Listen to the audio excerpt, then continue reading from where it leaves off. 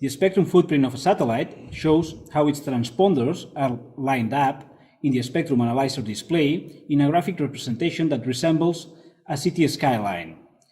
The easiest way to identify a satellite if you own a Ranger product is by using the Stealth ID function. But we should also add that you can use the spectrum footprint as well if you like. So let's have a look at how this function works. What we see on the screen right now is the signal being received from our satellite dish.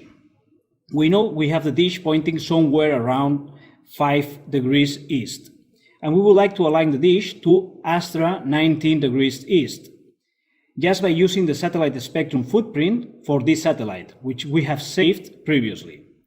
First of all, we need to go to the Installations Manager,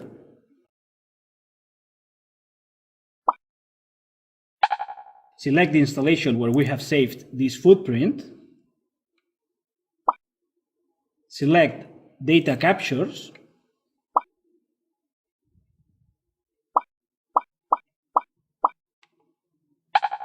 and choose the footprint for our satellite of interest, in this case Astra 19 degrees east.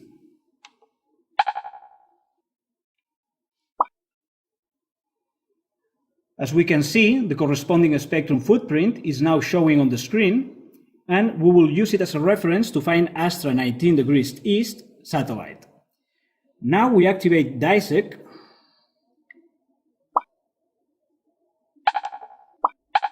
and start moving the dish rotor until we receive a satellite signal that matches that of our footprint of interest.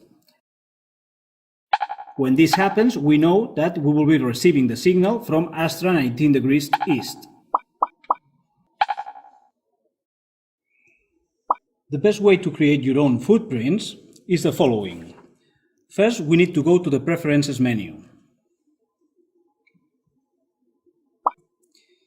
to the Tools tab, and select Export button, Screen plus Data.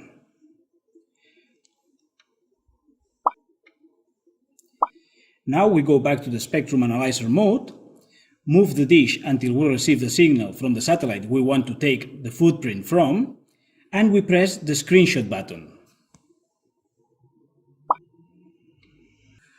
We write an appropriate name for that footprint file that identifies its satellite, and we will have it as a reference for future use from now on.